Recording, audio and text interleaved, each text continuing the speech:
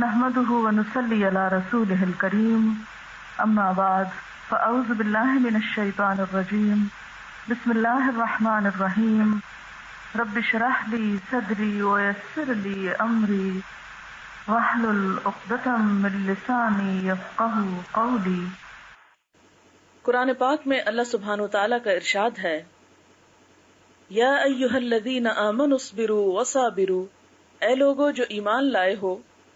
صبر کرو اور مقابلے پر صبر کرو۔ وقال اللہ تعالی وَلَنَبْلُوَنَّكُمْ بِشَيْءٍ مِّنَ الْخَوْفِ وَالْجُوعِ وَنَقْصٍ مِّنَ الْأَمْوَالِ وَالْأَنفُسِ وَالثَّمَرَاتِ وَبَشِّرِ الصَّابِرِينَ۔ اللہ سبحانہ وتعالی کا ارشاد ہے کہ ہم ضرور تمہاری آزمائش کریں گے، خوف میں سے، بھوک میں سے، مال اور جانوں کی کمی میں سے اور پھلوں کی کمی سے، اور خوشخبری دے دو صبر کرنے والوں کو۔ اور اللہ سبحانہ وتعالی کا ارشاد ہے، انما یوفی الصابرون اجرہم بغیر حساب، کہ صبر کرنے والوں کو ان کا اجر بغیر حساب کتاب کے دیا جائے گا۔ ایک اور جگہ پر ارشاد باری تعالی ہے، وَلَمَنْ صَبَرَ وَغَفَرَ إِنَّ ذَلِكَ لَمِنْ عَزْمِ الْأُمُورِ، اور جو کوئی صبر کرے اور قصور معاف کر دے تو یہ ہمت کے کام میں سے ہے۔ ایک اور جگہ پر فرمایا، وَاسْتَعِینُوا بِالصَّبْرِ وَالصَّلَاةِ إِنَّ اللَّهَ مَعَ الصَّابِرِينَ، صبر اور نماز سے مدد لیا کرو، بے شک اللہ تعالیٰ صبر کرنے والوں کے ساتھ ہے۔ سورۃ محمد میں فرمایا، وَلَنَبْلُوَنَّكُمْ حَتَّى نَعْلَمَ الْمُجَاهِدِينَ مِنْكُمْ وَالصَّابِرِينَ، ہم ضرور تمہاری آزمائش کریں گے یہاں تک کہ ہم جان لیں کہ مجاہد کون ہیں تم میں سے اور صبر کرنے والے کون ہیں۔ یہ چند ایک آیات تھیں قرآن پاک کی جو صبر سے متعلق ہیں۔ آج ہم دیکھیں گے کہ صبر کس کو کہتے ہیں اور انسانی زندگی میں صبر کی کیا اہمیت ہے۔ اللہ تعالیٰ نے جب اس دنیا کو پیدا فرمایا اور انسان کی بطور خاص جب تخلیق فرمائی تو انسان کی زندگی اور موت کو بتاتے ہوئے ہمیں یہ بتایا گیا کہ خلق الموت والحیات لیبلوکم ایکم احسن عملا، کہ اس نے موت اور زندگی کو اس لیے بنایا تاکہ وہ تمہاری آزمائش کرے، تمہیں آزما کے دیکھے کہ تم میں اچھے کام کرنے والا کون ہے۔ تو گویا ہماری یہ زندگی ایک آزمائش ہے، ایک امتحان ہے۔ اگر انسان کا زندگی کے متعلق نقطہ نظر درست ہو جائے تو زندگی میں پیش آنے والی ہر دھوپ چھاؤں سے نبٹنا انسان کے لیے آسان ہو جائے۔ لیکن چونکہ ہم زندگی کی حقیقت کو نہیں سمجھتے، اس لیے زندگی میں پیش آنے والے ان امتحانوں کو جو کہ لازمی پیش آ کر رہنا ہے، ان سے پھر ہم گھبرا اٹھتے ہیں اور اپنے آپ کو بھی پریشان کرتے ہیں اور اپنے ماحول کو بھی پریشان کرتے ہیں۔ لہذا جب اللہ تعالیٰ نے یہ وعدہ کیا کہ تمہیں امتحان کے لیے بھیج رہا ہوں، اور ساتھ ہی ان آیات میں سے ایک آیت میں جیسا کہ آپ نے سنا کہ وَلَنَبْلُوَنَّكُمْ بِشَيْءٍ مِّنَ الْخَوْفِ وَالْجُوعِ، کہ ہم ضرور تمہاری آزمائش کریں گے۔ یعنی پہلے مرحلے پر تو فرمایا کہ زندگی اور موت آزمائش کے لیے ہے۔ اب دوسرا سوال یہ پیدا ہوتا ہے کہ وہ آزمائش پھر کیا ہے، وہ امتحان کیا ہے، وہ امتحان کے مختلف پرچے کیا ہیں۔ تو اس کے لیے مزید سورۃ البقرہ کی اس آیت میں وضاحت کر دی گئی کہ وہ امتحان کس کس چیز میں ہے۔ وَلَنَبْلُوَنَّكُمْ بِشَيْءٍ مِّنَ الْخَوْفِ،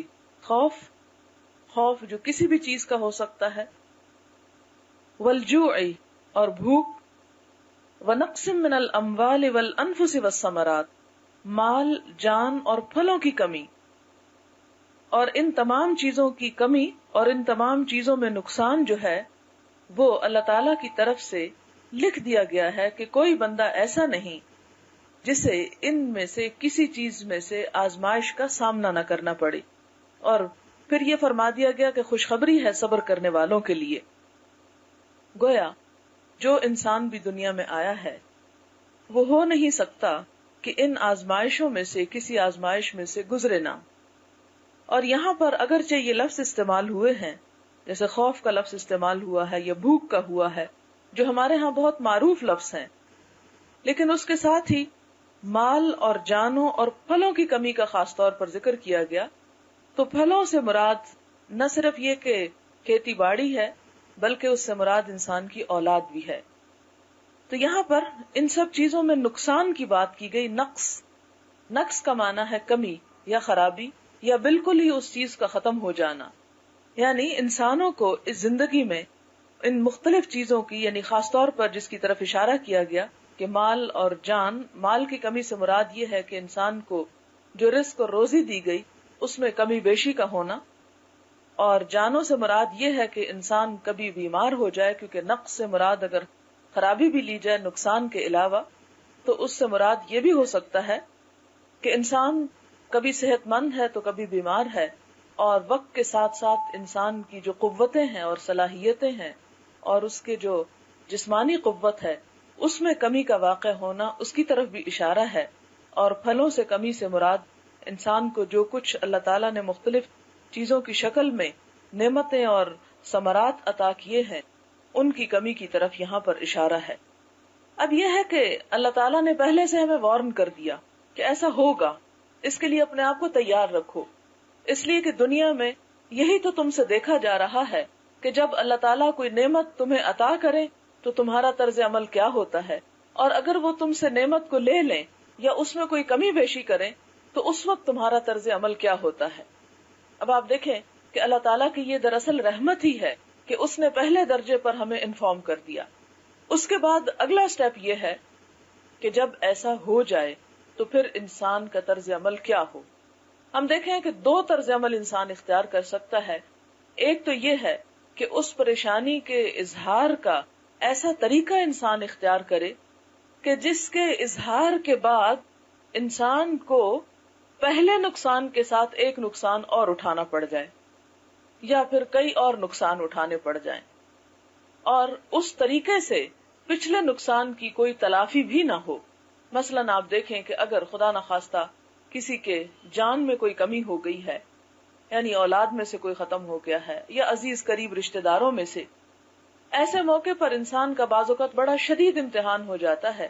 کیونکہ بعض لوگ زندگی میں اتنے ضروری ہوتے ہیں کہ انسان ان کے بغیر خود زندگی کا تصور نہیں کر سکتا، لیکن چونکہ ہر چیز اللہ تعالیٰ کی ایک امانت ہے، انسان اس کی مرضی کے بغیر دم نہیں مار سکتا، وہ جس طرح چاہے اپنی جس چیز کے ساتھ معاملہ کرے۔ ہم میں سے کسی کی یہ گنجائش نہیں، کسی کو یہ اجازت نہیں، کسی کو اس بات کا حق نہیں کہ وہ اللہ تعالیٰ سے کوئی شکوہ کر سکے کہ اللہ تعالیٰ میرے فلاں عزیز کو یا میری فلاں پیاری چیز کو تو نے مجھ سے لیا تو کیوں لیا، اور تجھے اس کو نہیں لینا چاہیے تھا۔ تو ایسے موقع پر انسان کے صبر کا جو امتحان ہوتا ہے، اس میں اللہ تعالیٰ دراصل یہ دیکھتے ہیں کہ اب یہ بندہ اس موقع پہ طرز عمل کیا اختیار کرتا ہے۔ اگر ایسے موقع پر ہم مایوس ہو جائیں اور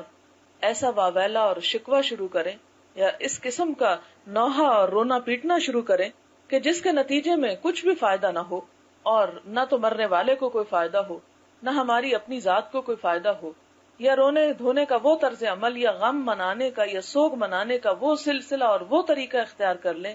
کہ جو عام طور پر ہمارے معاشرے میں رائج ہیں، تو یہ تمام چیزیں صبر کا نمونہ نہیں ہے، بے صبری کا نمونہ ہے۔ اور اس کے بعد اس کو اس طرح نبھائے اور اس طرح کا طرز عمل اس موقع پر اختیار کرے کہ جب تکلیفوں اور غم کے آنے کے موقع پر اللہ کے رسول صلی اللہ علیہ وسلم نے اختیار کیا، تو ہم دیکھتے ہیں کہ یہی دراصل امتحان میں کامیابی کی علامت ہے۔ اب ہمیں تھوڑا سا یہ دیکھنا ہوگا کہ جیسے لوگوں کے فوت ہونے پر حضور اکرم صلی اللہ علیہ وسلم کا طرز عمل کیا تھا۔ آپ دیکھتے ہیں کہ حضرت خدیجہ رضی اللہ تعالی عنہا حضور صلی اللہ علیہ وسلم کو بے حد عزیز تھی، لیکن عین اس وقت وہ دنیا سے رخصت ہو گئی جب آپ سب سے زیادہ ان کی مدد کے محتاج تھے، اور تھوڑے ہی وقفے پر حضرت ابو طالب جو ان کے چچا تھے، جو آپ کے لیے بہت بڑا سہارا تھے مادی سہاروں میں سے، وہ بھی دنیا سے تشریف لے گئے۔ تو اس سال کو جب آپ کے یہ دونوں عزیز ترین رشتہ دار آپ سے جدا ہوئے تو اس سال کا نام آپ نے عام الحزن رکھ دیا، غم کا سال، لیکن نہ آپ کی زبان نے ایسا کوئی لفظ اپنے منہ سے نکالا کہ جس سے اللہ تعالیٰ کی ناراضگی ہو، اور نہ ہی ان کے مرنے کے بعد آپ کے کام میں، آپ کے مشن میں ایک رتی برابر کوئی فرق آیا کہ ہاں اللہ تعالیٰ پہلے تو نے مجھے بہت سہارا دے رکھا تھا، اس لیے تیرا ذکر کرنا، تیرا نام لینا اور تیرے دین کو پھیلانا میرے لیے بہت آسان تھا، اب جب کہ تو نے میرے سے یہ دونوں مادی سہارے لے لیے تو اب میں کیا کر سکتا ہوں، اور اب تو میں مایوس ہو کے گھر بیٹھا ہوں۔ نہیں، اللہ کے رسول صلی اللہ علیہ وسلم نے ایسا نہیں کیا۔ پھر آپ دیکھتے ہیں کہ جب حضور صلی اللہ علیہ وسلم ہجرت کر کے تشریف لے جاتے ہیں تو اس موقع پر جس سال جنگ بدر ہوتی ہے، جنگ بدر کا موقع ہے، اور آپ کی بیٹی حضرت رقیہ جو ہیں وہ چیچک کی شدید بیماری میں مبتلا ہیں، اتنی شدید تکلیف میں ہیں کہ آپ صلی اللہ علیہ وسلم اس کو تنہا چھوڑ بھی نہیں سکتے، اور دوسری طرف دشمنوں کا مقابلہ ہے، اس جنگ میں جانے سے بھی رک نہیں سکتے۔ ایسے موقع پر اگر ہم جیسا ہوتا تو کیا کرتا؟ سب کچھ چھوڑ چھاڑ کے گھر میں بیٹھ جاتا، لیکن آپ صلی اللہ علیہ وسلم نے ایسا کوئی طرز عمل اختیار نہیں کیا۔ آپ باقاعدہ جہاد میں شریک ہوتے ہیں، کمانڈ کرتے ہیں لشکر کی، اور پیچھے حضرت عثمان رضی اللہ تعالیٰ عنہ جو ان کے شوہر ہیں حضرت رقیہ کے، ان کو چھوڑ کر چلے جاتے ہیں۔ حضرت رقیہ اسی عالم میں کہ حضور صلی اللہ علیہ وسلم محاذ جنگ پر ہیں، پیچھے فوت ہو جاتی ہیں۔ حضرت عثمان تنہا ان کے جنازے کا اور ہر چیز کا بندوبست کرتے ہیں اور ان کو دفنا دیتے ہیں۔ ادھر اسلام کا لشکر کامیابی کے ساتھ لوٹتا ہے، اور ادھر اللہ کے رسول صلی اللہ علیہ وسلم کو اپنی ذاتی زندگی میں ایک شدید صدمے سے دوچار ہونا پڑتا ہے۔ لیکن ہم دیکھتے ہیں کہ کسی موقع پر بھی آپ اپنے فرض سے کوتاہی نہیں کرتے، بلکہ اس میدان میں پورے کے پورے نظر آتے ہیں اللہ تعالیٰ کی پکار پر لبیک کہتے ہوئے۔ تو ایک بندہ مومن کا طرز عمل کیا ہو سکتا ہے؟ یہی کہ اس کے اوپر اپنے دیگر فرائض جو عائد ہوتے ہیں ان کو نبھائے۔ عام طور پر ہمارے ہاں یہ ہوتا ہے کہ جب بہت ساری نعمتوں میں سے صرف ایک نعمت میں کچھ کمی ہو جاتی ہے تو ہم ساری نعمتوں کو بھول کر، ان سب کو چھوڑ کر صرف ایک کمی کو اپنے سامنے لے کے بیٹھ جاتے ہیں۔ پچھلے دنوں کسی کے بچوں کی وفات ہوئی، 4 بچے تھے، 2 فوت ہو گئے، 2 رہ گئے۔ اب ایسے ہوا کہ شوہر جو تھا عورت کا، وہ ایک طرح سے ذہنی توازن کھو بیٹھا۔ ذہنی توازن اس طرح تو نہیں کہ اپنا کام کاج تو کرتا ہے، لیکن پریشانی کا حال یہ ہے کہ میں کس کے لیے جیوں، حالانکہ اس کے سامنے 2 اگر گئے ہیں تو 2 اللہ تعالیٰ نے باقی بھی چھوڑے، اور کہنا ان کا یہ ہے کہ ایسا تو کوئی میرا بدترین دشمن بھی میرے ساتھ نہ کرتا جو اللہ تعالیٰ نے کیا۔ یہ چونکہ ایک سینٹنس ہے جو میں نے سنا، اس کو اس لیے ریپیٹ کر رہی ہوں کہ آپ بھی اس قسم کے جملے اپنے معاشرے کے اندر بہت سے سنیں گے کہ انسان ایسے مواقع پر اللہ تعالیٰ کے بارے میں ایسی ایسی گفتگو کرنا شروع کر دیتا ہے کہ جو انسان اپنی ان تمام نعمتوں کو فراموش کر کے ہی کرتا ہے جو اللہ تعالیٰ اس کو دیتے ہیں۔ ایسے موقع پر انسان کو کیا کرنا چاہیے؟ جب دکھ کے اور تکلیف اور نقصان کے لمحات آئیں تو اس چیز کو جو ہاتھ سے چلی گئی اس کو غور کرنے کی بجائے اور اس پر سارا زور لگانے کی بجائے اور اس پر پریشان ہونے کی بجائے انسان کی کوشش اس معاملے میں رہے کہ وہ اللہ تعالیٰ کے احسانات اور نعمتوں کو یاد کرے کہ اگر یہ نہیں ایک طرف تو یہ تو بہت ساری نعمتیں اللہ تعالیٰ نے دے رکھی ہیں۔ پچھلے دنوں کی بات ہے کہ کسی نے ذکر کیا کہ ان کی بچی ایک پڑھنے میں تھوڑی سی کمزور تھی، تو انہوں نے اپنی ایک اور جاننے والی کی بچی کو دیکھا کہ وہ اسی کی ایج میں پڑھنے میں بہت ہی ذہین اور بہت تیز، تو ان کو اس بات کا خیال آیا کہ میرے پہ شاید نعوذ باللہ اللہ تعالیٰ کی طرف سے کوئی ظلم ہوا ہے کہ مجھے مقابلتاً ایک ایسی اولاد عطا کی کہ جو اس طرح کمپیٹ نہیں کر سکتی دوسروں کے مقابلے میں۔ لیکن تھوڑی ہی دیر کے بعد پتا چلا کہ ان کی دوسری بچی ہینڈی کیپڈ ہے، جبکہ اس خاتون کے دوسرے بچے بالکل صحیح سلامت۔ اب ان 2 چیزوں پر جب انسان ایک ہوش کی نگاہ سے نظر ڈالتا ہے تو دیکھتا ہے کہ اگر کوئی بچہ ذرا عمر کے کسی حصے میں اگر تھوڑا سا اپنی پروگرس میں سلو ہے تو شکر ادا کرنا چاہیے کہ وہ اپنے آپ کو سنبھال سکتا ہے، وہ چل پھر سکتا ہے، وہ بولتا ہے، ایک نارمل انسان کی طرح نظر آتا ہے۔ کہاں یہ کہ اگر اللہ تعالیٰ نے کسی کو ایک نعمت بہت اعلیٰ درجے کی دی ہے تو دوسری طرف اس کی آزمائش بھی اتنی ہی سخت ہو گئی۔ یہ مثالیں میں اس لیے دے رہی ہوں کہ یہ ہماری عملی زندگی سے متعلق ہیں۔ عموماً ہمارے بچوں میں سے، ہمارے گھر میں سے اگر بے شمار نعمتیں ہیں اور کہیں ایک چیز کی کمی ہے تو ہم یہ نہیں دیکھتے کہ اللہ تعالیٰ نے دوسروں کے مقابلے میں ہمیں کیا کچھ عطا کر رکھا ہے، ہمیں صرف وہ نظر آتا ہے کہ جو دوسروں کے مقابلے میں ہمیں ملا نہیں. اسی لیے پھر ہم حوصلہ بھی چھوڑ دیتے ہیں, ہمت بھی ہار دیتے ہیں. حالانکہ ہونا یہ چاہیے کہ جس طرح ہمیں سکھایا گیا کہ دنیا کے معاملے میں انسان اپنے سے نیچے کے لوگوں کو دیکھے اور دین کے معاملے میں اپنے سے آگے جانے والوں کو دیکھے, تو اس طرح انسان کے دل میں اللہ تعالیٰ کا شکر جو ہے وہ زیادہ بہتر طور پر پیدا ہو سکتا ہے. اس سے پہلے مرنے کی بات میں کر رہی تھی, تو اس سلسلے میں اللہ تعالیٰ نے ایک اور چیز بھی سکھائی, اور وہ یہ ہے کہ وبشر الصابرین, اور خوشخبری دے دو صبر کرنے والوں کو, الذین اذا اصابتہم مصیبت, جب ان پہ کوئی مصیبت آتی ہے, قالوا انا للہ و انا الیہ راجعون, تو وہ کہتے ہیں کہ بے شک ہم اللہ کے لیے ہیں اور اسی کی طرف لوٹ کر جانے والے ہیں. تو یہاں خوشخبری دی گئی صبر کرنے والوں کو,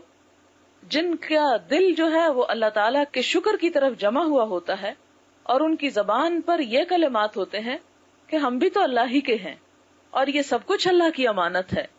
وہ چیز اگر اللہ کے پاس پہنچ گئی, جس کی تھی اس تک واپس چلی گئی, تو ہم بھی تو اسی کے ہیں, ہم بھی اسی کی طرف لوٹ کے جانے والے ہیں. اگر ہمارے عزیز رشتہ دار, بچہ یا شوہر یا بہن یا بھائی یا اولاد میں سے کوئی ہم سے پہلے چلا گیا, تو ہم بھی اسی راستے کے مسافر ہیں. ہمیں بھی اب اس راستے کی تیاری کرنی چاہیے, وہاں کے بارے میں سوچنا چاہیے کہ ہمیں کیا کچھ ضرورت ہے, بجائے اس کے کہ ہم یہ دیکھیں کہ وہ چلا گیا اور ہم اپنی اس زندگی کو بھی حرام کر لیں اور اگلی زندگی کو بھی ناشکری کر کے اللہ تعالیٰ کی عذاب والی یا تکلیف دہ بنا لیں. صبر کے بارے میں چند ایک احادیث ہیں, میں آپ کے سامنے رکھتی ہوں اور ساتھ ساتھ کچھ وضاحت بھی ہوتی جائے گی. حضرت ابو مالک اشعری بیان فرماتے ہیں کہ رسول اللہ صلی اللہ علیہ وسلم نے فرمایا, طہارت ایمان کا حصہ ہے. الحمدللہ کا کلمہ ترازو اعمال کو بھر دے گا. یعنی جب انسان کسی نعمت کو پانے کے بعد الحمدللہ کہتا ہے, تو اس ایک قول کا اتنا وزن ہوتا ہے کہ نامہ اعمال کا جو ترازو ہے وہ اسی کو بھر دینے کے لیے کافی ہو جاتا ہے. سبحان اللہ, الحمدللہ کے کلمات آسمان زمین کے درمیان فضا کو بھر دیتے ہیں. یعنی انسان اگر تکلیف کے موقع پر اللہ کا ذکر کرتا ہے اور اللہ کو یاد کرتا رہتا ہے, تو وہ چیز جو اس کے ہاتھ سے لی جاتی ہے, اس کے صلے میں اس کو اتنا بڑا اجر اور اتنی بڑی جزا دی جاتی ہے کہ انسان اس کا تصور بھی نہیں کر سکتا, جس کو مثال کے طور پر یہ فرمایا کہ وہ پوری فضا کو بھر دینے والی ہے. پھر فرمایا کہ نماز نور ہے, صدقہ دینا ایمان کی دلیل ہے, اور صبر کرنا روشنی ہے. قرآن پاک تیرے موافق یا مخالف دلیل کی حیثیت رکھتا ہے, یعنی یا تو تیرے حق میں حجت بنے گا, تمہارے حق میں گواہی دے گا, یا تمہارے خلاف گواہی دے گا. ہر انسان نیک کام کر کے اپنے نفس کو جہنم سے آزاد کرنے والا ہے اور اس کو اللہ کے راستے میں بیچ ڈالتا ہے, یا برے کام کر کے اس کو تباہ و برباد کرنے والا ہے. یعنی ہر انسان اپنے نفس کا ایک طرح سے سودا کیے ہوئے. یہ ہمارے پاس ہمارا جو جسم ہے یا ہماری جو روح ہے, یہ سب کچھ دراصل کیا ہے, ایک امانت ہے. اور پھر اللہ تعالیٰ نے, جیسے کہ سورۃ التوبہ میں آتا ہے, ان اللہ اشتری من المؤمنین اموالہم وانفسہم بان لہم الجنہ, کہ اللہ تعالیٰ نے مومنوں سے ان کی جان اور مال خرید لیے ہیں بدلے اس کے کہ ان کے لیے جنت ہے. تو گویا ہر انسان اپنے نفس کا سودا کرنے والا ہے, اور سودے سے مراد کیا ہے کہ ہم کس طرح کا معاملہ اور کس طرح کا طرز عمل زندگی میں اختیار کرنے والے ہیں کہ جس کے نتیجے میں ہمارے لیے آخرت میں بھلائی ہو سکتی ہے یا پھر عذاب ہو سکتا ہے. پھر اسی طرح اگلی حدیث ہے جس میں حضور صلی اللہ علیہ وسلم سے کسی نے سوال کیا, آپ نے انہیں دیا, پھر اس نے دوبارہ آپ سے کچھ مانگا, آپ نے انہیں پھر دیا, یہاں تک کہ جو مال آپ کے پاس تھا ختم ہو گیا. تمام مال ختم کر لینے کے بعد آپ نے فرمایا, جو مال میرے پاس آتا ہے میں اس کو تم سے روک کر نہیں رکھتا, البتہ جو شخص سوال کرنے سے بچا رہا اللہ تعالیٰ اس کو بچائے رکھتا ہے, اور جو شخص استغنا اختیار کرتا ہے یعنی غنی بن کے دکھاتا ہے اللہ تعالیٰ اس کو غنی کر دیتے ہیں, اور جو شخص صبر کرنے کی کوشش کرتا ہے اللہ تعالیٰ اسے صابر بنا دیتے ہیں, اور کوئی شخص صبر سے بہتر اور وسیع تر عطیہ نہیں دیا گیا. یعنی صبر انسان کو کس طرح آتا ہے, کوشش سے آتا ہے, خود بخود نہیں چلا آتا. انسان ایسی گفتگو کرے, ایسی نعمتوں کے بارے میں سوچے, اللہ تعالیٰ سے دعا کرے تو اللہ تعالیٰ بھی اس کو صبر عطا کرتے ہیں. لیکن اگر انسان تھوڑی دلی کا ثبوت دیتا ہے اور ایسی گفتگو کرتا ہے اور ایسا طرز عمل اختیار کرتا ہے کہ جس سے جان بوجھ کے اپنے آپ کو غم زدہ رکھے، تو پھر اللہ تعالیٰ بھی اس سے صبر کی توفیق چھین لیتے ہیں۔ اصل میں نے عام طور پر یہ بھی دیکھا ہے کہ غم زدہ رہنا یا غم کا ضرورت سے زیادہ اظہار کرنا ہماری ایک معاشرتی مجبوری بن گئی۔ ایک شخص اپنے غم کو بھلانا بھی چاہتا ہے تو لوگ اسے بھلانے نہیں دینا چاہتے، لوگ اس پہ باتیں بناتے ہیں اور کہتے ہیں دیکھو اس کو تو کوئی غم ہی نہیں، اور اس کو تو کوئی پریشانی ہی نہیں، اور اس کو تو اس قدر بے نیازی ہے۔ تو یہاں پر اللہ تعالیٰ فرماتے ہیں کہ ہاں، جو شخص بے نیاز بننے کی کوشش کرتا ہے اور دنیا کے روگ اور غم اپنی جان کو لگا کے نہیں رکھتا، بلکہ اپنی اللہ تعالیٰ کی طرف سے دی ہوئی نعمتوں پہ شکر ادا کر کے اللہ کو بھی راضی رکھنا چاہتا ہے اور اپنے آپ کو بھی کسی مفید کام میں استعمال کرنا چاہتا ہے، تو یہ چیز عموماً شیطان ہونے نہیں دینا چاہتا۔ وہ یہ چاہتا ہے کہ ہم غم کے ایسے مصنوعی، جھوٹے اور ایسے طریقے اختیار کریں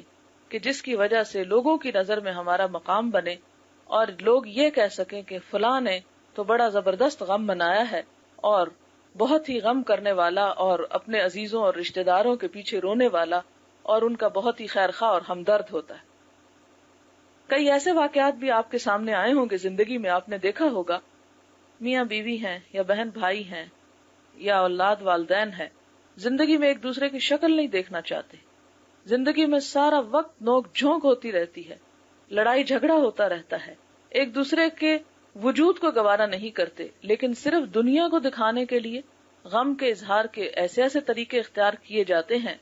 کہ اس دھوکہ بازی پہ شیطان بھی مات کھا جائے۔ تو یہ سب کچھ کیوں ہوتا ہے؟ اس لیے کہ ہمارا نہ جینا اپنا ہے اور نہ مرنا اپنا ہے، نہ ہماری زندگی اپنی ہے اور نہ موت اپنی، اللہ کی ہے۔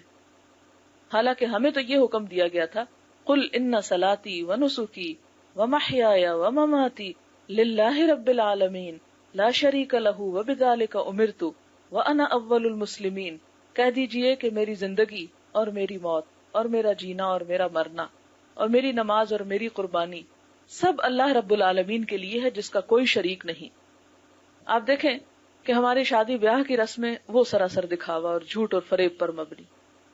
اور ہماری موت اور غمی کی رسمیں اس میں بھی اکثریت اسی قسم کی رسموں کی پائی جاتی ہے۔ مجھے ذاتی طور پر کچھ لوگوں کے ساتھ تعزیت کے لیے جانے کا اتفاق ہوا۔ خواتین جتنی دیر ٹریول کر رہی ہیں، ہنس رہی ہیں، کھا رہی ہیں، پی رہی ہیں، بول رہی ہیں، دنیا بھر کے قصے بتائے جا رہے ہیں، لیکن جو ہی میت کے گھر میں قدم رکھتی ہیں ایسی چیخ و پکار بلند کرتی ہیں کہ گویا اس سے بڑی مصیبت ان پہ کبھی آئی ہی نہ ہو۔ یہ منافقت نہیں تو اور کیا ہے کہ کہیں پر آپ کچھ ہیں اور کہیں آپ کچھ اور بن کے دکھا رہے ہیں۔ اگر آپ کے دل میں واقعی غم کی ایسی چوٹ لگی ہوئی ہے تو اس غم کے احترام میں آپ پہلے ہی کچھ خاموشی اختیار کریں۔ یعنی ہنستے کھیلتے معلوم نہیں وہ کیا ڈرامہ ہوتا ہے کہ جو یکا یک عود کر آتا ہے اور دوسروں کے سامنے چیخ پکار بلند کی جاتی ہے۔ تو اس بات سے خدا سے ڈرنا چاہیے اور ایسے طرز عمل اختیار کرتے ہوئے اور ایسی دوغلی پالیسی اختیار کرتے ہوئے خدا کا خوف کرنا چاہیے کہ وہ یہ سب کچھ رو کے جو دکھایا جا رہا ہے یہ کس کو خوش کرنے کے لیے، کیونکہ اللہ تعالیٰ نے تو اس بات سے منع کیا ہے۔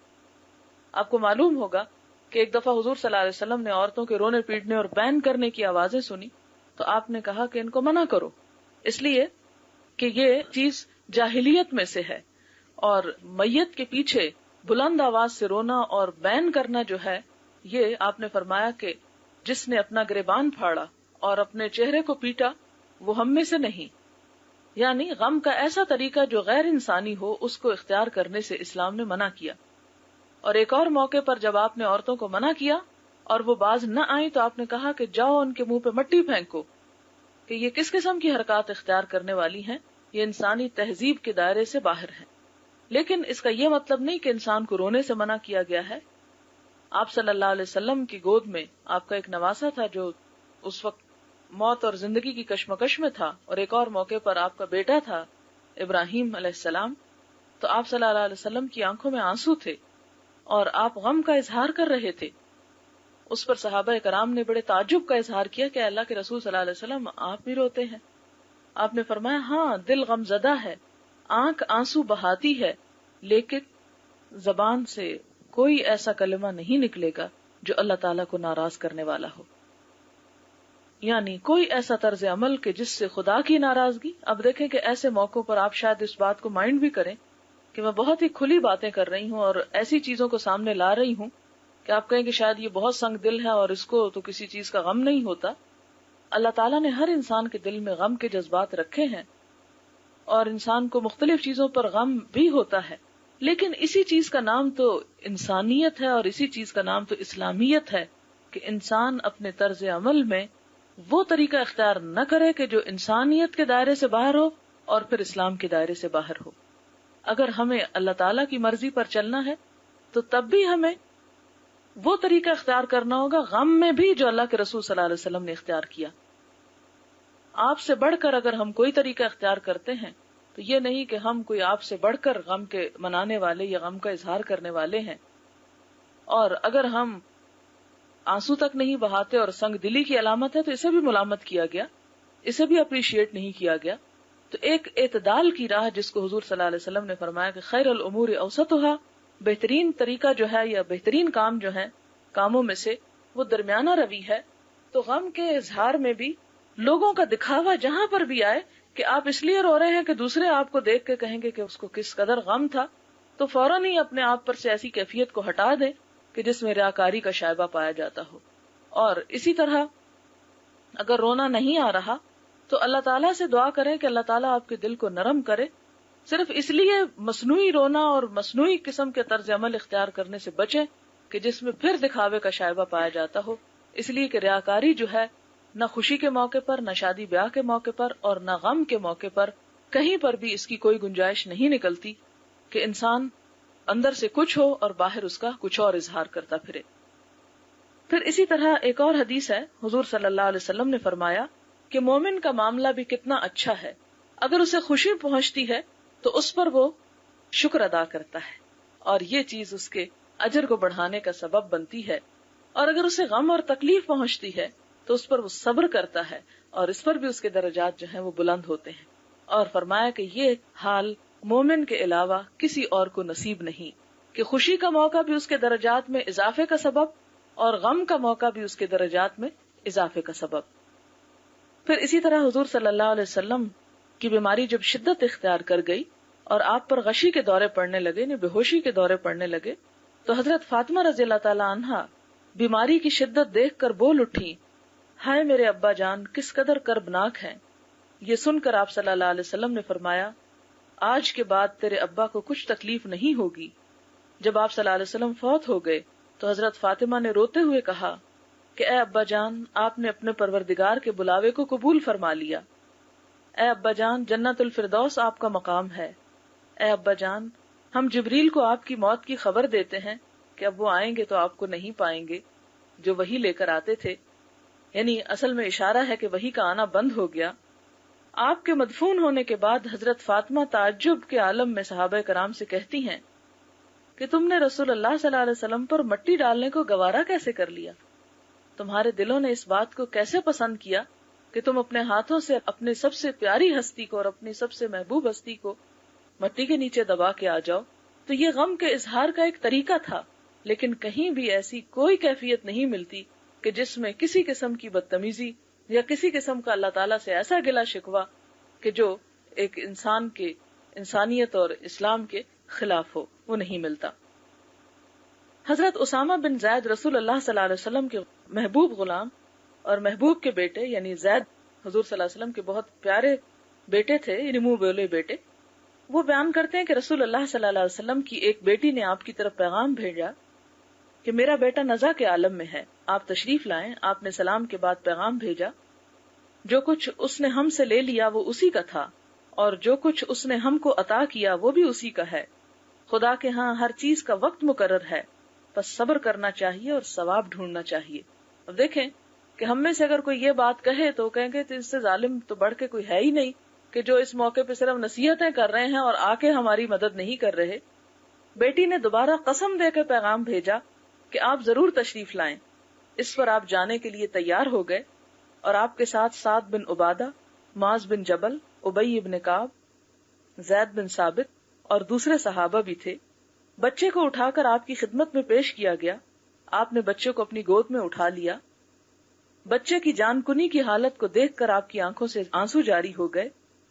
سعد بن عبادہ نے عرض کیا، یا رسول اللہ، یہ کیا؟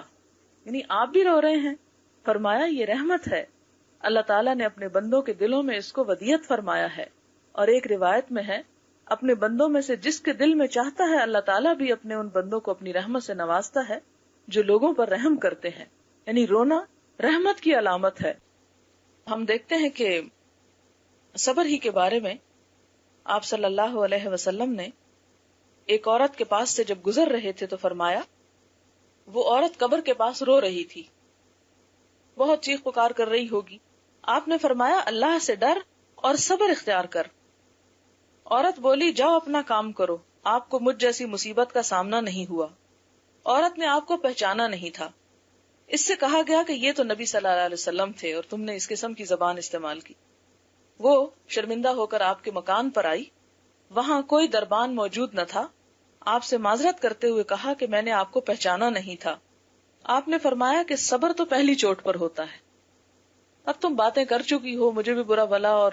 ویسے بھی جو کچھ چیخ پکار کرنی تھی، تو اب وہ صبر کا وقت گیا۔ یعنی صبر جس پہ انسان کو اجر ملتا ہے، وہ مصیبت یا تکلیف کے یا صدمے کے پہلے موقع پر انسان ایسا طرز عمل اختیار کرے کہ جس سے اللہ تعالیٰ ناراض نہ ہونے پائے۔ حضرت ابو ہریرہ سے روایت ہے کہ رسول اللہ صلی اللہ علیہ وسلم نے فرمایا، اللہ تبارک و تعالیٰ فرماتے ہیں، میرے پاس مومن انسان کے لیے جب میں اس کی دنیاوی محبوب چیز کو چھین لوں اور وہ صبر کرے تو جنت کے سوا اور کوئی بدلہ نہیں۔ یعنی اگر کسی انسان کے پاس کوئی پیاری چیز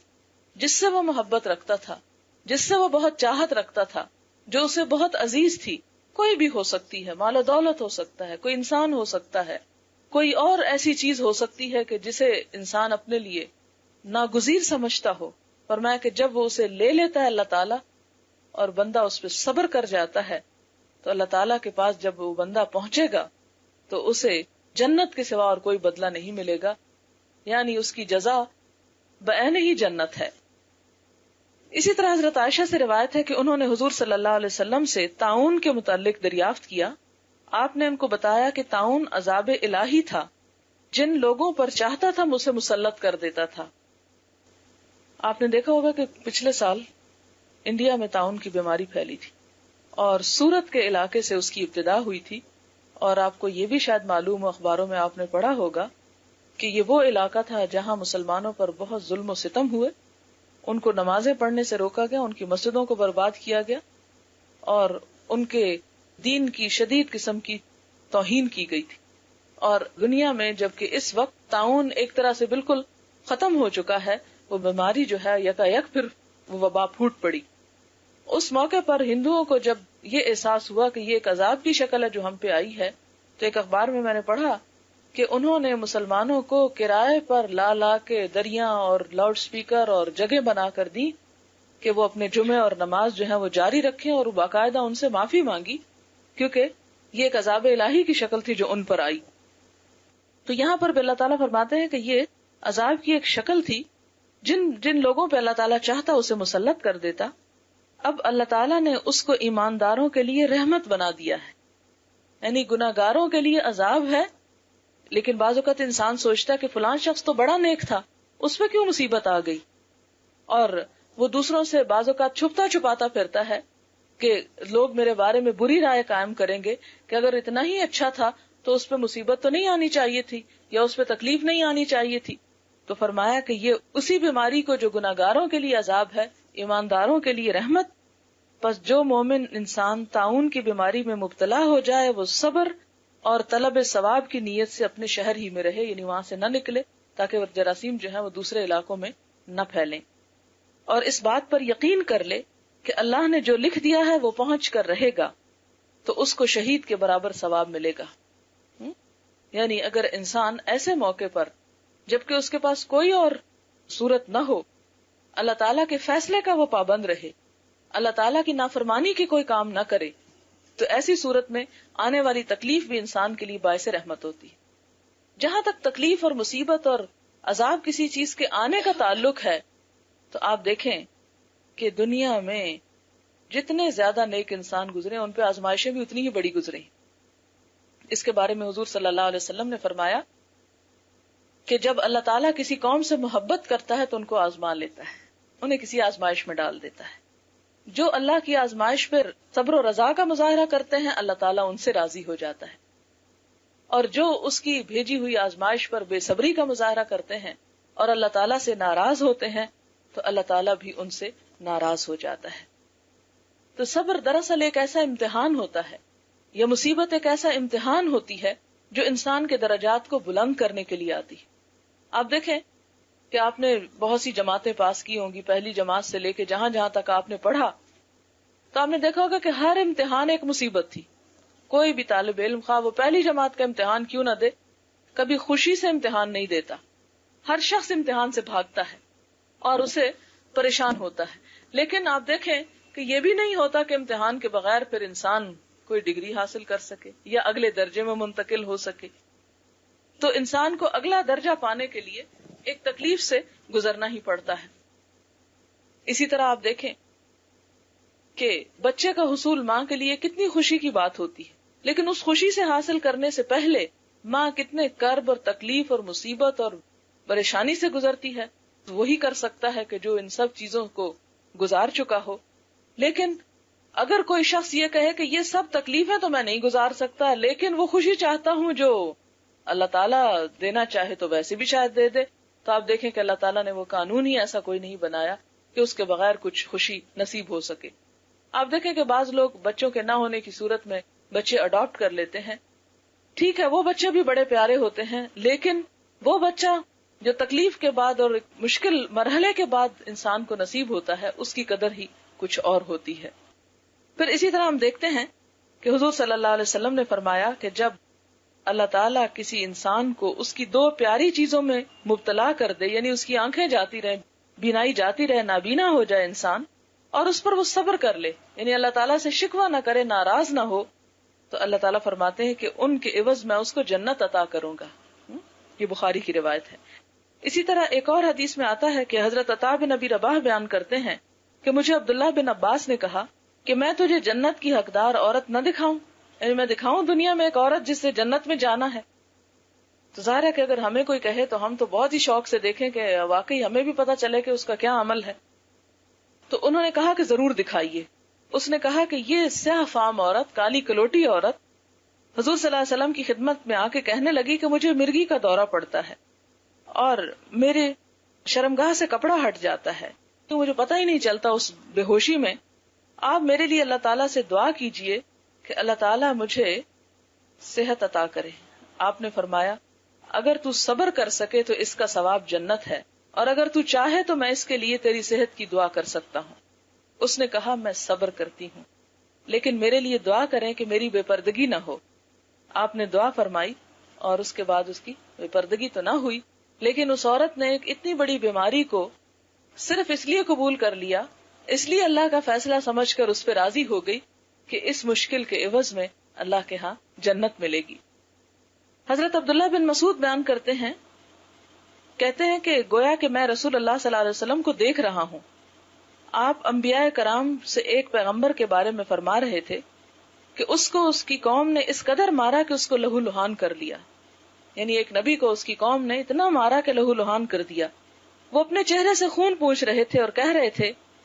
اے اللہ میری قوم کو معاف کر دے، یہ جانتے نہیں ہیں. یعنی یہ ہے صبر کا طریقہ کہ دوسرے لوگ جب حد سے زیادہ بھی ستائیں تو اس پر ان کو بھی معاف کر دے اور کہے کہ اللہ یہ لا علم ہے، انجان لوگ ہیں، تو ان کو بھی معاف کر دے. اور اس طرح انسان پہ جو مشکل وقت گزرتا ہے اس کے صلے میں اسے اللہ تعالیٰ اپنی رضا عطا کرتے ہیں اور ثواب کی امید. اگلی حدیث صحیح بخاری اور مسلم کی ہے. حضرت ابو سعید خدری بیان کرتے ہیں اور حضرت ابو ہریرہ بھی کہ نبی صلی اللہ علیہ وسلم نے فرمایا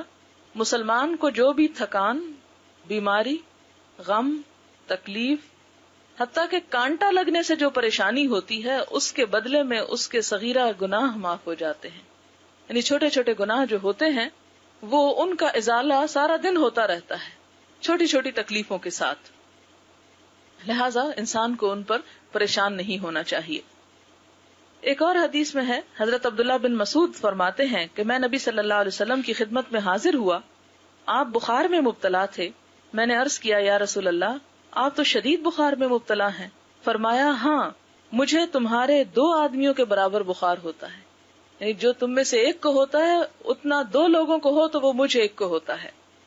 میں نے عرض کیا کیا اس لیے کہ آپ کو دگنا ثواب ملے گا؟ آپ نے فرمایا ہاں یہی بات ہے. بالکل اسی طرح جس مسلمان کو کانٹا چبھنے یا اس سے زیادہ کسی مصیبت کی زحمت اٹھانا پڑتی ہے تو اللہ تعالیٰ اس کے عوض میں اس کے گناہ معاف فرما دیتے ہیں، اور گناہ اس سے یوں صاف ہو جاتے ہیں جیسے درخت کے پتے گر جاتے ہیں، یعنی اس طرح سب گناہ اس سے جھڑ جاتے ہیں. تو یہاں پر آپ دیکھیں کہ عموماً انسان دیکھتا اور کہتا ہے کہ میری زندگی میں تو کوئی خوشی ہی نہیں، اور میں نے تو پریشانیوں کے علاوہ کچھ پایا ہی نہیں، اور دوسرے انسان کیسے ہنستے ہیں، بولتے ہیں، خوشیاں مناتے ہیں، لیکن مجھے تو کوئی خوشی ہی نہیں ملی. تو ایسی صورت میں اسے یقین رکھنا چاہیے کہ ایک بات تو یہ کہ کوئی انسان ایسا نہیں جسے خوشی نہ ملی ہو. ایسا کہنا بھی ایک ناشکری کی علامت ہے، اس سے بچنا چاہیے. اور دوسرا یہ کہ اگر کہیں آزمائش دوسروں کی نسبت زیادہ آ گئی تو اس پر توقع بھی زیادہ رکھنی چاہیے کہ وہ اجر ملے گا جو دوسرے کو نہیں ملے گا.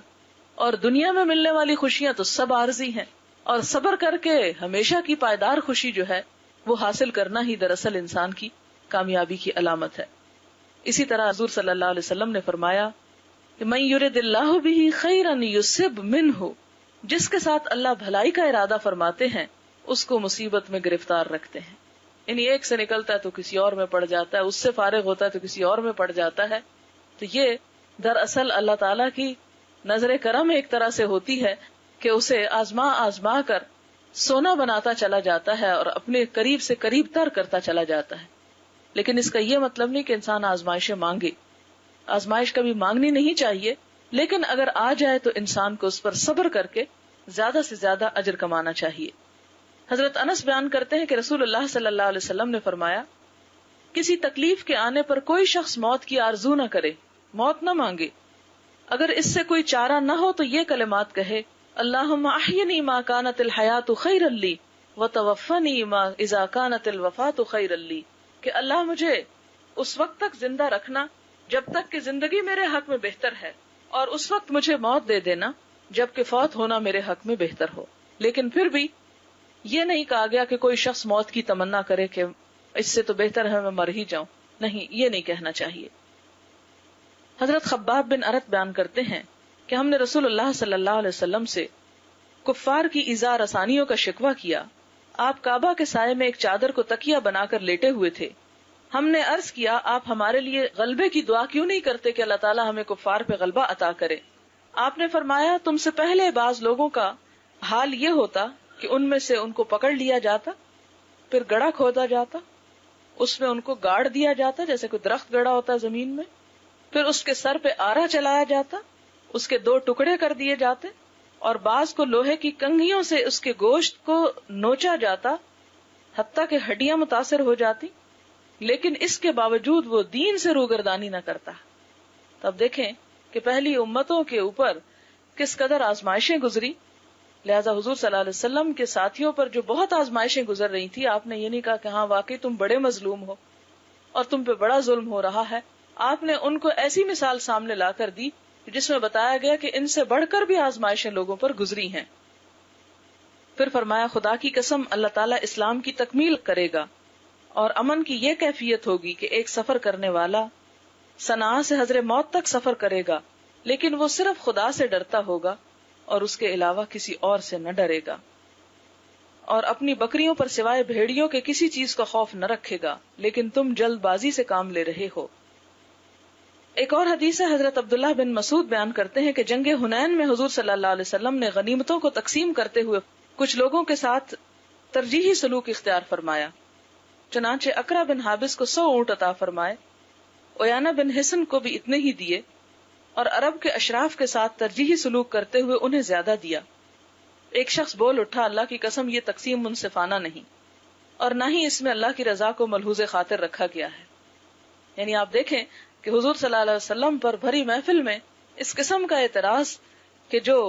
کسی بھی طور پر جائز نہ تھا. یعنی آپ خود سوچیں کہ آپ صلی اللہ علیہ وسلم جو بھی ڈیسیژن لیتے، جو بھی فیصلہ کرتے اور جو بھی طرز عمل اختیار کرتے، اس کو اللہ تعالیٰ کی پوری تائید حاصل ہوتی تھی.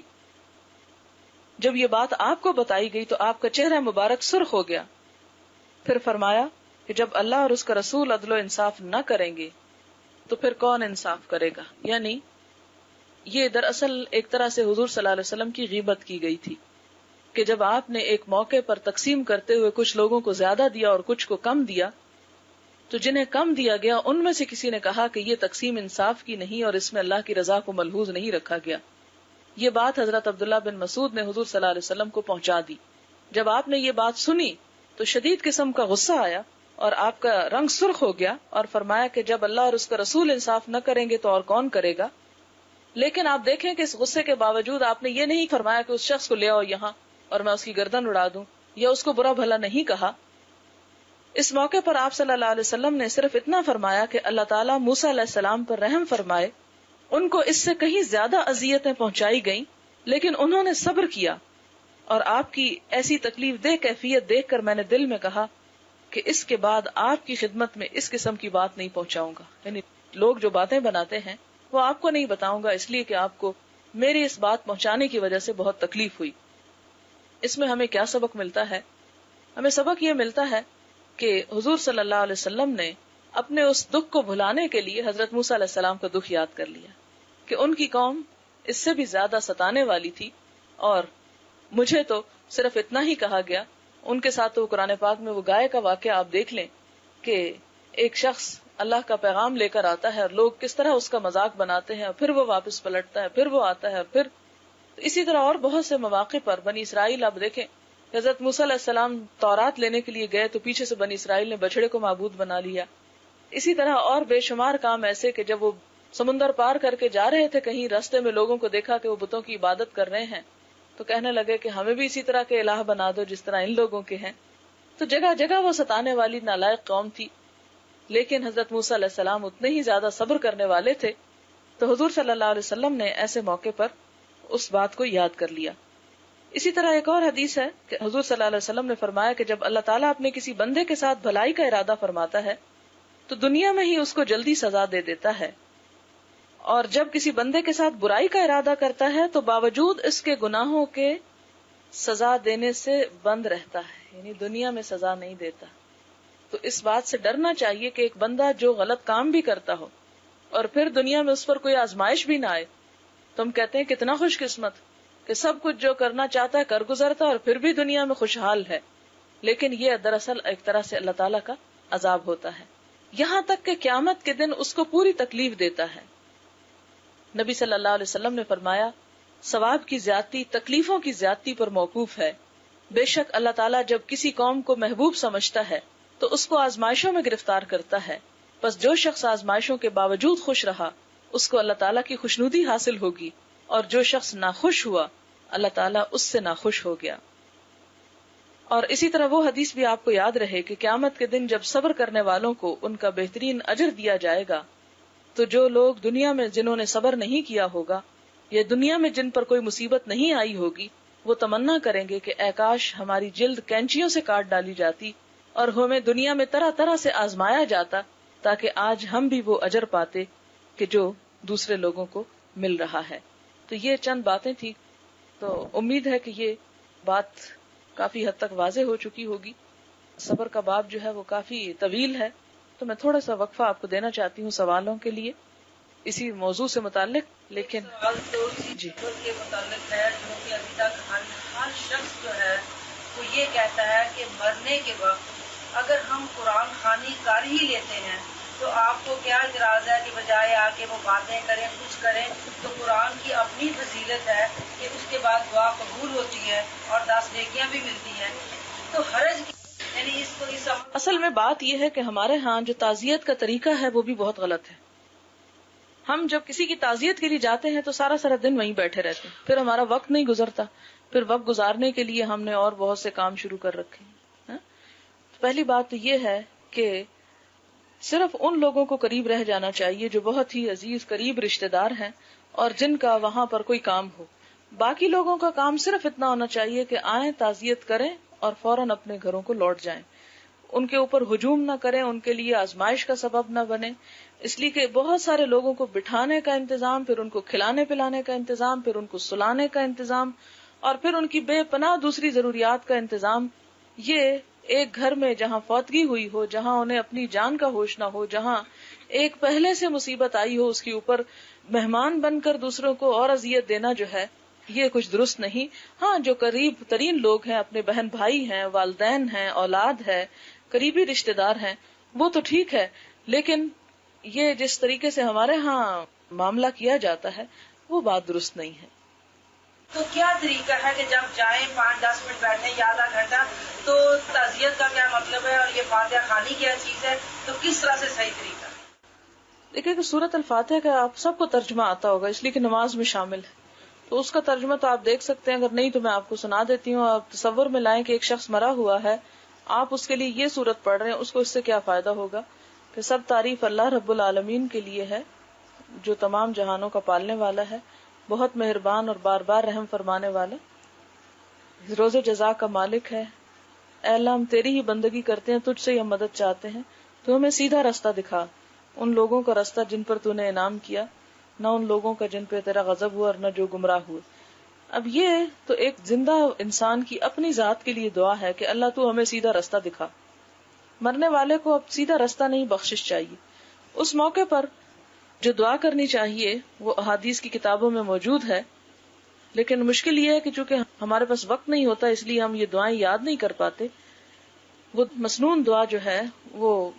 یہ جو پیارے رسول کی پیاری دعائیں ہیں اس میں بھی آپ کو مل جائے گی، اور اگر اس میں نہ ہو تو مشکات شریف میں وہ دعا موجود ہے. اور اگر آپ کو دعا بھی یاد نہ ہو تو آپ کم از کم یہ کر سکتے ہیں کہ اس کا ترجمہ اگر آپ کو آتا ہو تو آپ وہی پڑھ لیں. دعا یہ ہے مشکات شریف کی کہ اللہم اغفر لہ، اے اللہ اس کی بخشش فرما،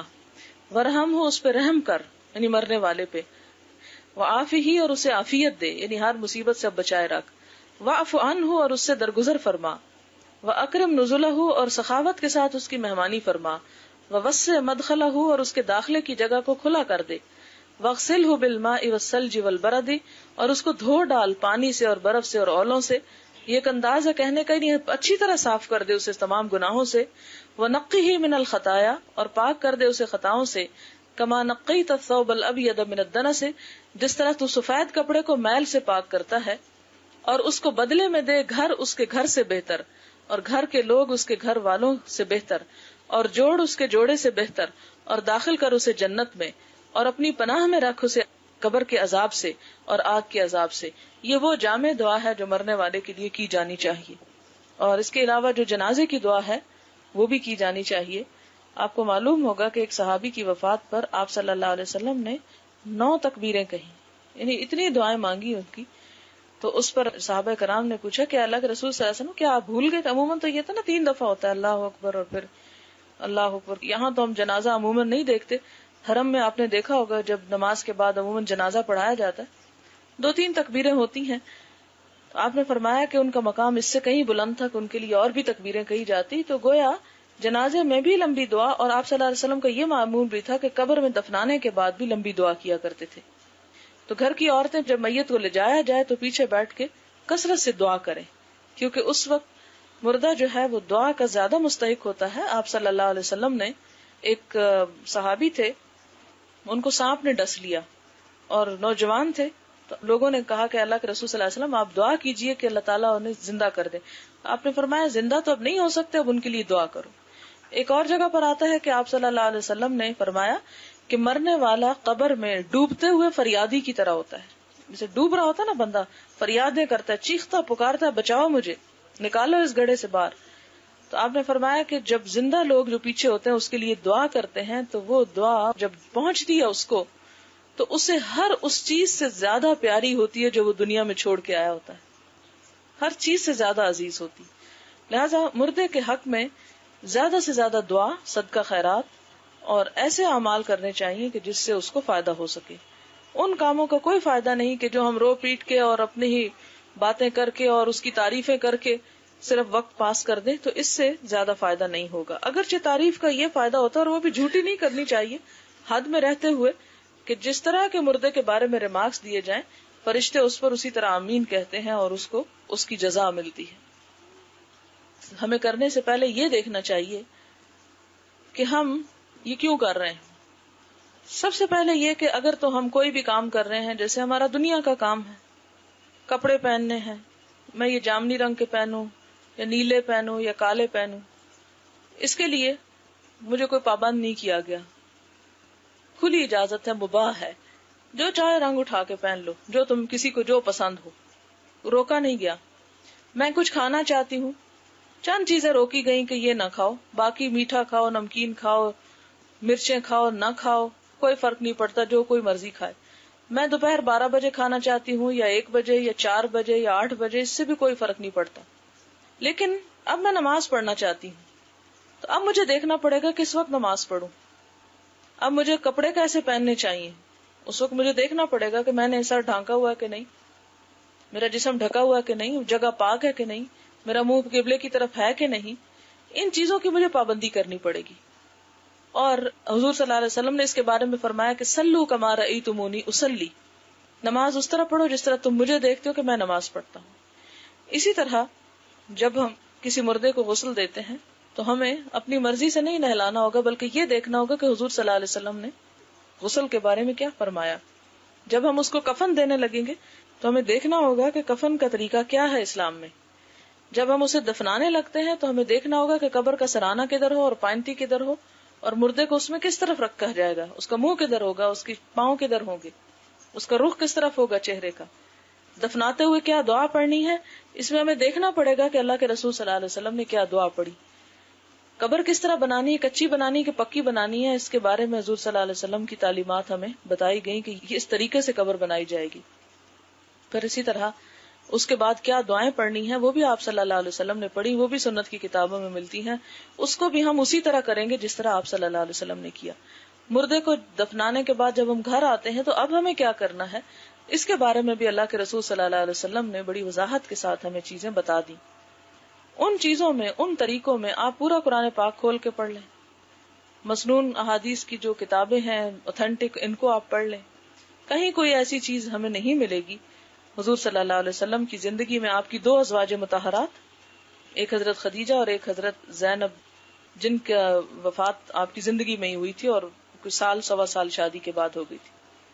وہ فوت ہوئی۔ آپ کے بیٹے جتنے بھی تھے، نرینہ اولاد، سب آپ کی زندگی میں فوت ہوئے۔ صرف ایک جنگ احد کے دن 70 کے قریب صحابہ کرام شہید ہوئے۔ تو اس میں آپ دیکھیں کہ بے شمار مسلمان آپ کی زندگی میں، آپ کی ساری بیٹیاں سوائے حضرت فاطمہ کے آپ کی زندگی میں فوت ہوئی۔ ان سب موقعوں پر ہمیں یہ دیکھنا چاہیے کہ آپ صلی اللہ علیہ وسلم نے کیا کیا ان کے لیے،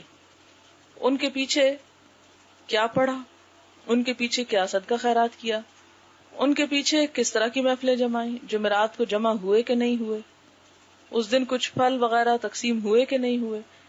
پھر 40 دن کے بعد جمع ہوئے کہ نہیں ہوئے۔ جب ہم یہ ساری چیزیں دیکھتے ہیں تو ان چیزوں کا کوئی بھی سلسلہ یا کوئی بھی مثال ہمیں سنت میں کوئی نہیں ملتی، نہ جمعرات کی ملتی ہے، نہ 40 دن کی ملتی ہے، نہ سال کی، نہ 2 سال کی۔ ہمیں جو چیزیں ملتی ہیں وہ یہ، آپ صلی اللہ علیہ وسلم نے فرمایا کہ جب ایک بندہ فوت ہو جاتا ہے تو اس کے عمل کی کتاب بند ہو جاتی ہے۔ کچھ چیزیں ہیں جو پیچھے سے اس کو فائدہ پہنچاتی ہیں۔ نمبر 1، نیک اولاد جو مرنے والے کے لیے دعا کرے، جتنی دعا کرے وہ دعا اس کو پہنچے گی، جیسے پہلے بھی میں نے بتایا کہ وہ مرنے والے کو دعا جب پہنچتی ہے اسے ہر اس چیز سے زیادہ پیاری ہوتی ہے جو پیچھے وہ چھوڑ کے جاتا ہے۔ اسے کسی چیز سے خوشی نہیں ہوتی، کوئی کیا کر رہا ہے اس کی بلا سے، اب اسے یہ چاہیے کہ اس کی اپنی جان کیسے چھوٹے۔ اب جیسے آپ دیکھیں نا کہ ایک بیمار ہوتا ہے تو بیمار شخص کو دوائی چاہیے یا کھانے چاہیے؟ ایک شخص ہے جسے آئس کریم انتہائی پسند ہو سکتی، لیکن جب اس کے سر میں شدید درد ہے، اس کا خون بہا جا رہا ہے، تو اسے آئس کریم تو کوئی نہیں چاہیے ہوگی، اس کو تو چاہیے وہ دوا جس سے وہ ٹھیک ہو جائے۔ اسی طرح مرنے والے کو اب ان چیزوں سے کوئی غرض نہیں کہ پیچھے کون رہ گیا اور کس حال میں رہ گیا، اس کو اب اپنی جان کی پڑی ہے کہ اب کوئی ایسی دوا پہنچے کہ جس سے میرا یہ حال درست ہو جائے۔ دوسری کیا چیز پہنچتی ہے؟ علم ينتفع به، وہ علم جو لوگوں کو سکھا گیا، لوگ اس سے فائدہ اٹھا رہے ہیں، تو وہ اس کے صدقہ جاریہ اس کے لیے ہوگا۔ یا یہ کہ مرنے والے کے پیچھے ایسے کام کیے جائیں کہ جس سے اس کے نام پر علمی ادارے قائم کیے جائیں، یا اس کے نام پہ آپ کوئی کتاب چھپوائیں، یا کوئی کسی غریب بچے کو پڑھائیں، غریب چھوڑ اپنے کسی رشتہ دار کو پڑھائیں، کوئی بھی کام اس کی نیت سے آپ کریں علم کی ایکٹیویٹی کا، وہ اس کو ثواب پہنچتا ہے۔ تیسرا یہ صدقہ جاریہ، صدقہ جاریہ سے مراد یہ کہ کسی ایسے نیک کام میں پیسے خرچ کرنا، میت خود کر جائے یا میت کے پیچھے والے کریں، کہ جس سے لوگوں کو عام فیض پہنچے. مثلاً کسی گاؤں میں سڑک نہیں، سڑک بنوا دی جائے، کہیں پانی کا انتظام نہیں، پانی کھدوا دیا جائے، کنواں بنوا دیا جائے، ٹیپ لگوا دی جائے، کسی کی موٹر لگوا دی جائے. اسی طرح اگر کہیں پر کوئی بیمار ہے تو اس کے علاج کا انتظام کیا جائے. آپ کو معلوم ہے کہ کیسی کیسی بیماریاں اس دور میں آ چکی ہیں. ایک خدا نخواستہ کسی کو کینسر ہو جائے تو اچھا بھلا گھرانہ جو ہے وہ تباہ و برباد ہو کے رہ جاتا ہے. ایک ایک انجیکشن جو لگتا ہے اس کی قیمت آپ کو معلوم ہوگی کہ ہزاروں میں جاتا ہے. تو ایسی صورت میں کتنی تکلیف اور کرب سے گزرتے ہیں وہ مریض جو ہسپتالوں میں پڑے، مگر ہمیں ہوش ہی نہیں، ہم تو اپنی خوشیوں سے نہیں فارغ کہ ہم کبھی جا کے خبر لیں کہ ان کے اوپر کیا گزرتی. کیونکہ آپ کو معلوم ہے کہ جو شخص کسی کی تکلیف دور کرتا ہے اللہ تعالیٰ اس کی تکلیف دور کرتا ہے. تو ایسے نیکی کے وہ کام کہ جس میں کسی انسان کی بھلائی ہو، ان کی تو مثالیں ہمیں سنت میں بھی ملتی ہیں اور اس کی تاکید بھی ہمیں ملتی ہے. رہے یہ کام تو یہ عموماً ہمارے ہاں دوسرے کلچر کے اثر سے آئی ہیں یہ چیزیں، اور ان کو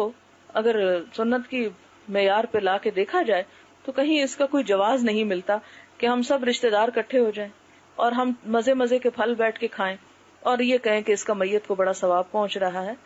حضور صلی اللہ علیہ وسلم نے تو ایسی کوئی تعلیم ہمیں نہیں دی. میت کو ثواب اسی صورت میں پہنچے گا جب آپ کسی غریب کے منہ میں وہ چیز ڈالیں گے یا کسی ضرورت مند کو وہ چیز پہنچائیں گے یا لوگوں سے جہالت اور بے دینی اور گمراہی اور فساد کو دور کرنے کے لیے کوئی پیسہ خرچ کریں گے تو وہ انشاءاللہ میت کو پہنچے گا. سبحانک اللہم و بحمدک نشہد ان لا الہ الا انت نستغفرک و نتوب الیک. السلام علیکم و رحمۃ اللہ وبرکاتہ.